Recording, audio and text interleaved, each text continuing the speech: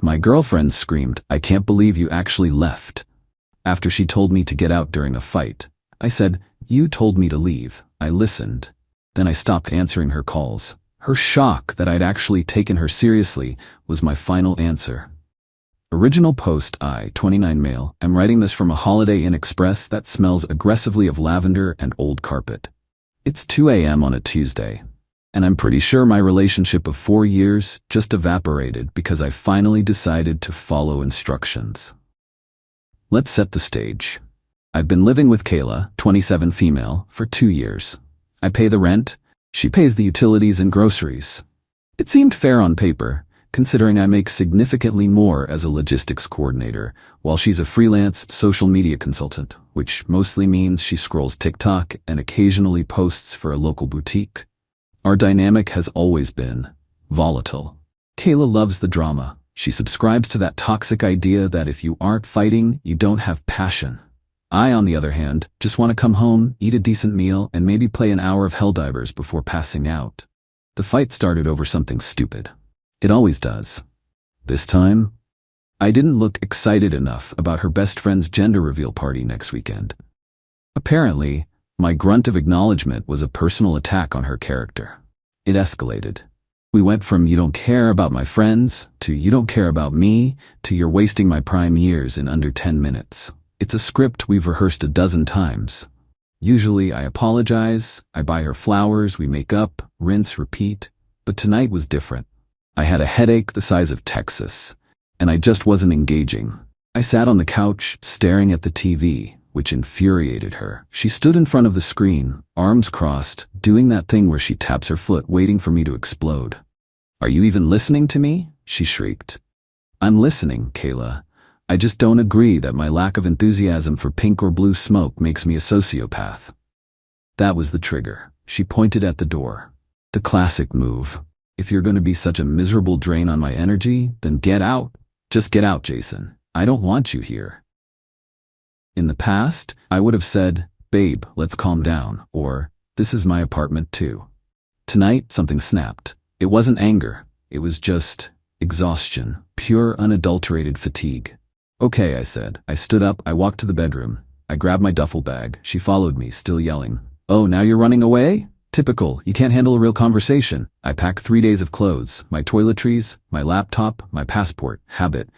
And crucially, I grabbed the spare key to my car and the folder from the filing cabinet that has my lease agreement and birth certificate.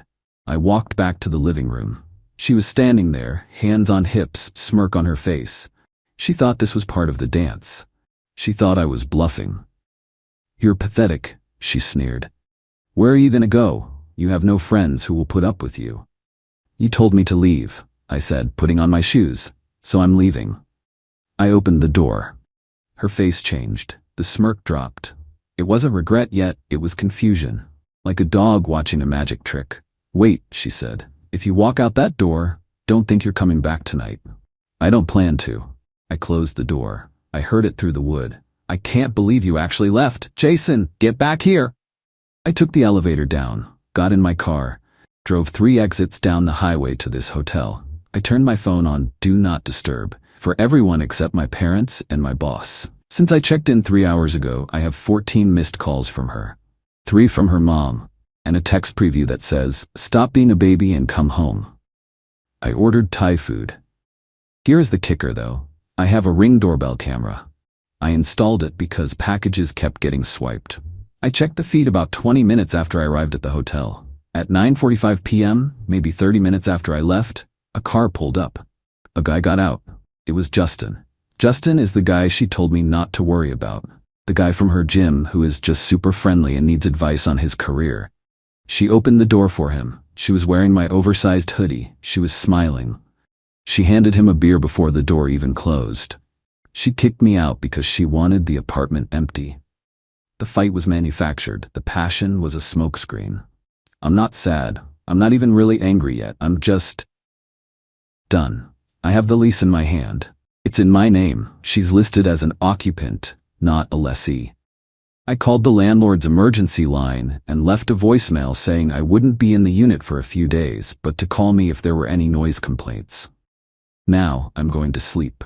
Tomorrow, I start the eviction of my life. Update 1. 2 days later. The adrenaline has worn off, and now we are in the cold hard logistics phase of the breakup. And let me tell you, the entitlement is staggering. I stayed at the hotel until checkout the next morning, then went to work. I function better when I'm busy. At 10 a.m., the do not disturb wall crumbled. I decided to check the damage. Texts from Kayla. Last night, stop ignoring me. It's not funny. Last night, Justin came over to comfort me because I was crying. You're lucky I have friends who actually care. This morning, 7 a.m. Where are you? I need the car to get to my lash appointment. You took the spare tea? This morning, 9:30 a.m. Jason, pick up. The internet is down. I almost laughed out loud in the break room. The internet wasn't down. I had just changed the password remotely via the ISP app. Petty? Maybe, but the bill is in my name, and I wasn't about to let Justin stream Netflix on my dime while I paid for hotel Wi-Fi. I didn't reply. Instead, I called my landlord, Derek. Derek is a 60-year-old retired Marine who tolerates zero nonsense. We have a good relationship because I pay early and fix my own leaky faucets. Derek, hey, it's Jason in 4B. Listen, Kayla and I are done. I'm currently not in the unit. She's still there. I need to know my options for removing an occupant. Derek grunted. She on the lease? Listed as occupant. I'm the leaseholder. State law says if she's been there more than 30 days, she's a tenant at will. You gotta give her 30 days written notice to vacate, unless she does something to violate the lease terms. Like what? Damage, illegal activity, unauthorized long-term guests, noise complaints. Okay, thanks, Derek.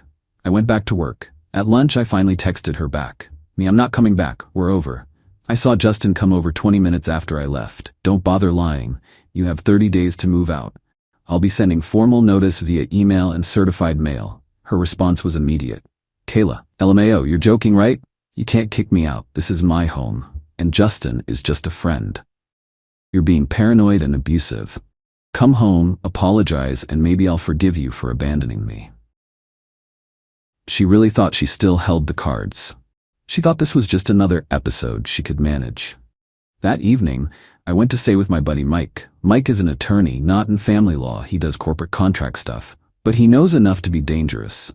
We were sitting on his patio having a beer when my phone pinged. Bank of America fraud alert.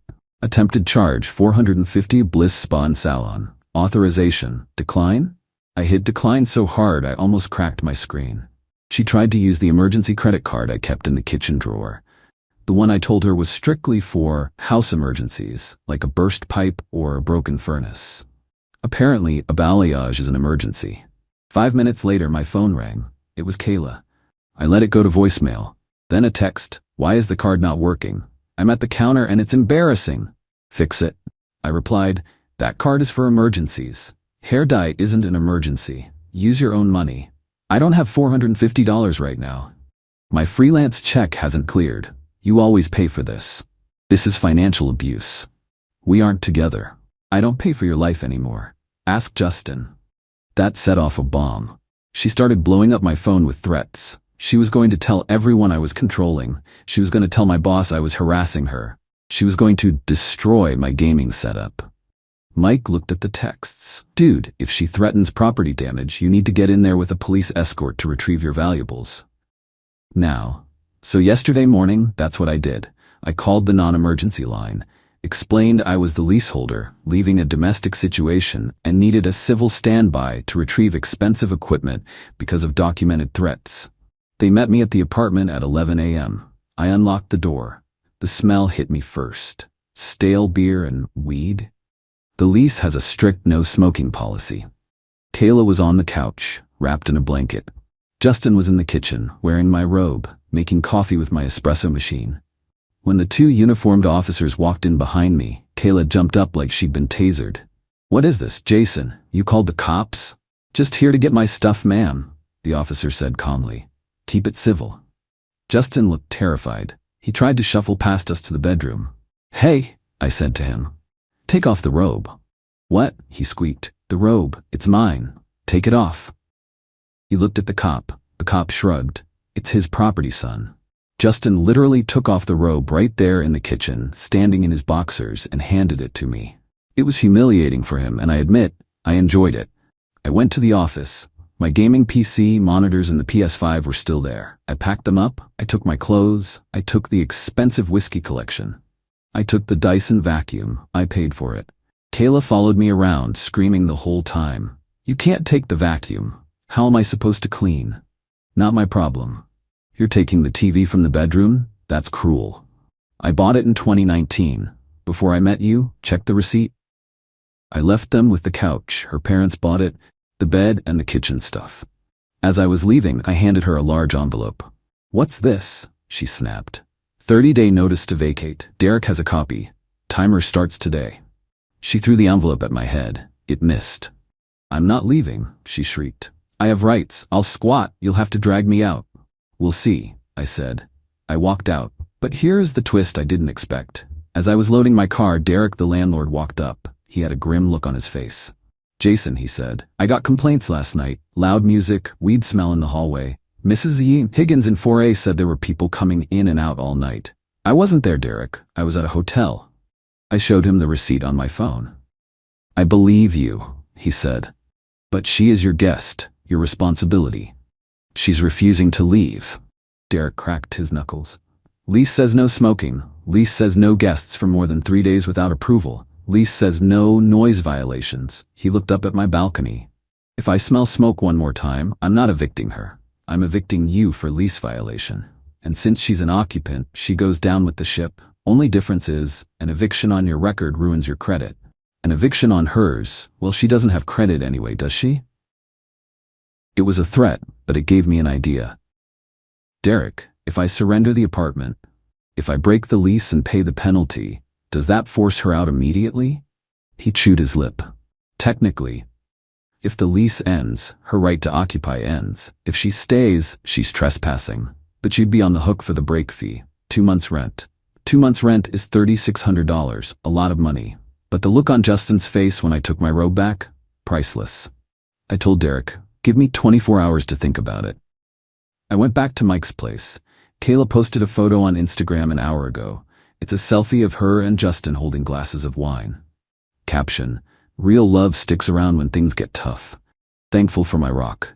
Stash new beginnings. Toxic free." She's drinking my $80 Cabernet. I think I'm going to call Derek in the morning. Update 2. 5 days later. Things have escalated from messy breakup to legal warfare. And honestly, I'm here for it. After seeing that Instagram post, I made the decision. I wasn't going to wait 30 days for her to trash my apartment, smoke weed in it, and play house with Justin while I paid the rent. I called Derek the next morning. "I'm terminating the lease," I said. "I'll pay the 2-month break fee. When can we execute this?" Derek, bless his heart, was ready. "I can have the paperwork ready by noon. Since you've already vacated, we just need to do a walkthrough. But since she is still there, it's tricky. What if I explicitly surrender possession to you? Tell you I've moved out and anyone remaining is a squatter." "It's a gray area," Derek admitted. "But here's the thing. I did a surprise inspection of the HVAC filters this morning. Standard maintenance. She wouldn't let me in. Claimed she was indisposed. That's a violation of the lease right there. Refusal of entry for maintenance." So, I posted a 7-day notice to cure or quit on the door. For the smoking and the refusal of entry, she has 7 days to fix the violation or leave. If she doesn't, I file for eviction on day 8. "She won't leave," I said. "I know," Derek chuckled. "But here's the fun part. Since you are voluntarily terminating and paying the fee, I'm removing your name from the eviction suit if it comes to that. I'll file against Jane Doe and all occupants. You get out clean, she gets the sheriff at the door." I went to the bank, got a cashier's check for $3,600, handed it to Derek. I sent Kayla a text. "Me. Heads up.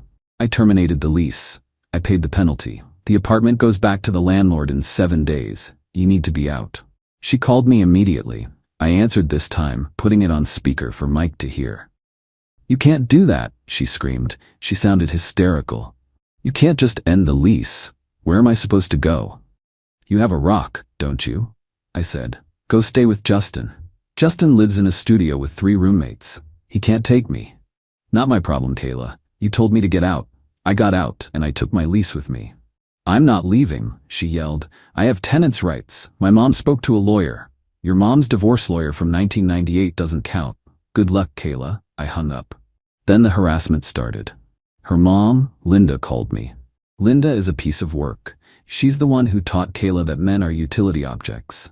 Jason, you are being incredibly immature, Linda lectured. You are putting a young woman on the street. A man provides. A man protects. You are acting like a child. Linda, I said, your daughter is sleeping with another guy in the apartment I pay for. If you're so concerned, she can move into your guest room. We are renovating the guest room right now, she stammered. Right, of course you are. 2 days passed. I got an email from Amazon. Order confirmation. Sony 65-inch OLED TV, $1,800, shipping to old apartment address, payment method Visa ending in. She had access to my Amazon account on the smart TV I left behind. She tried to order a replacement for the TV I took, using my stored card. This was the mistake I was waiting for. Attempted credit card fraud. I canceled the order immediately. Then I changed the Amazon password. Then I called the non-emergency line again. I'd like to file a report for attempted identity theft and credit card fraud. I have the logs, I have the IP address, thanks Amazon support. I didn't press charges yet, I just wanted the report number. I texted the report number to Kayla. Nice try ordering the TV. Police report number 24-0981. Attempted credit card fraud is a felony. Leave the apartment by Sunday or I hand this over to the detective. Radio silence for 6 hours. Then a text from Justin. Bro, come on. She's freaking out. You're scaring her. Can't we work something out? She just needs a month to find a place. The audacity of this guy. You're wearing my robe and drinking my wine, Justin? You don't get a vote. Get her out or I press charges for the fraud. And Derek files for eviction on Monday. Tick-tock. Yesterday was Sunday, the deadline. I drove by the apartment complex and parked across the street, just to watch. At 4 p.m., I saw a U-Haul pull up. It wasn't professional movers. It was Justin and 2 guys who looked like they'd rather be undergoing root canals. They started hauling boxes. Kayla came out carrying a lamp, my lamp actually, but I let it slide. She looked miserable. She wasn't wearing makeup. She was yelling at Justin to be careful with her shoe collection. They loaded the truck. It took 3 hours. At 7 p.m., the truck drove off. I walked over to the building. Derek met me in the lobby. She gone? Looks like it. We went up to the unit. It was a disaster. Trash everywhere. Wine stains on the beige carpet. The wall behind where my desk used to be had a hole in it, like someone had thrown a heavy object. And the smell. It smelled like a frat house that hadn't been cleaned in a decade. Security deposit is gone, Derek said, taking photos. Cleaning fee, carpet replacement, drywall repair. Keep it, I said. Worth it. But then I saw it. On the kitchen counter, a stack of envelopes. My mail. She had opened it. One of them was a letter from the IRS. Another was a medical bill. Opening someone else's mail is a federal crime. And right next to it, the spare key to my car, which she swore she lost. And, I kid you not, a note written on a paper towel in Sharpie. You're a small petty man. I hope you die alone. P.S. I took the ice cube trays. She took the ice cube trays. Who steals ice cube trays? I took a picture of the note. Derek, I said, send me the bill for whatever the deposit doesn't cover. I'll pay it. You sure? You can sue her for half. I have a better idea. I have the police report for the credit card attempt. I have the evidence of mail tampering. And I have the photos of the damages. I'm not suing her for the money. She has no money. I'm going to file a small claims case for the damages solely so it hits the public record. And I'm going to report the fraud to the credit bureaus. Because here's the thing about entitlement. It relies on the victim staying silent to avoid drama. I'm done avoiding drama. I'm going to officiate it. Update 3. The fallout, final update. It's been 3 weeks since the great ice cube tray heist. I am currently settled into a new apartment. It's smaller, lacks a balcony, but it has one major feature my old place didn't. Peace. Here's how the dominoes fell. The financial wreckage. Derek sent me the final itemized bill. The security deposit, $1,500, was wiped out. The total damages plus the lease break fee came to roughly $5,200. I paid it. It hurt my savings account, but I considered it a freedom tax. However, I didn't let Kayla off the hook. I filed a suit in small claims court for $2,600, her half of the damages/break fee. I sent the summons to her parents' house where I knew she was crashing. I didn't hire a lawyer. I just organized my evidence binder. The lease, listing her as occupant, the text messages acknowledging she wouldn't leave, the photos of the damage, and the receipts. She didn't show up to the hearing last Tuesday. Default judgment in my favor, $2,600 plus court costs. Now, collecting that money from her is like trying to squeeze blood from a stone. I know she doesn't have it, but the judgment is now on her record. Good luck renting a decent apartment in this city with a civil judgment from a former landlord situation on your background check. The relationship. The Rock, Justin, apparently crumbled under pressure. I found this out from a mutual friend who is still on Kayla's private Snapchat story. Apparently, living with Justin in a studio apartment with 3 roommates wasn't the vibe Kayla was looking for. She posted a rant about boys who pretend to be men and needing a partner who can provide stability. She's back living with Linda, her mom. Linda, by the way, tried to call me one last time to mediate. Jason, she's depressed. She's sleeping all day. You need to fix this. You broke her. I said, Linda, she tried to commit credit card fraud on my account. If you call me again, I'm pressing charges for that and the mail theft. Do not contact me. She hasn't called since. The career hit. Remember how she's a social media consultant? Well, entitlement has a way of bleeding into professional life. Apparently, during her meltdown week, she missed a deadline for her only major client, the boutique. When they fired her, she went on the boutique's Instagram page, which she still had access to, and posted a rant about how they were toxic and cheap. The owner of the boutique is friends with my boss's wife. Small world. The boutique owner threatened to sue her for defamation. Kayla had to issue a public apology video. I watched it. It was the fakest, most filter-heavy crying video I've ever seen. Her reputation in the local freelance market is toast. The closure yesterday, I went to the gym. I usually go at 6 a.m. to avoid people, but I slept in, so I went at 5 p.m. I walked in and saw Justin. He was spotting some guy on the bench press. He saw me. He froze. I didn't say anything. I didn't try to intimidate him. I just walked past him to the water fountain, wearing my hoodie, which I retrieved from the laundry pile she left behind. He literally packed up his bag and left the gym 5 minutes later. He knows. He knows he was a pawn, and he knows he backed the wrong horse. The epilogue. I'm not hiking the Appalachian Trail. I'm not dating a supermodel. I'm sitting on my IKEA couch, eating takeout tacos. But last night, I realized something. I left a glass of water on the coffee table before I went to bed. When I woke up, it was still there. Nobody yelled at me for leaving a ring on the table. Nobody asked me why I didn't put it in the dishwasher immediately. Nobody told me I was disrespecting the space. The silence in my apartment isn't lonely. It's luxurious. Kayla texted me one last time 3 days ago. Kayla, I miss the dog. Can I come see him? We don't have a dog. We never had a dog. She was fishing, trying to find any thread to pull to get me to engage. I blocked the number. She told me to leave. I listened. It was the best decision I ever made. To anyone reading this who is walking on eggshells in their own home, the door works both ways. Use it.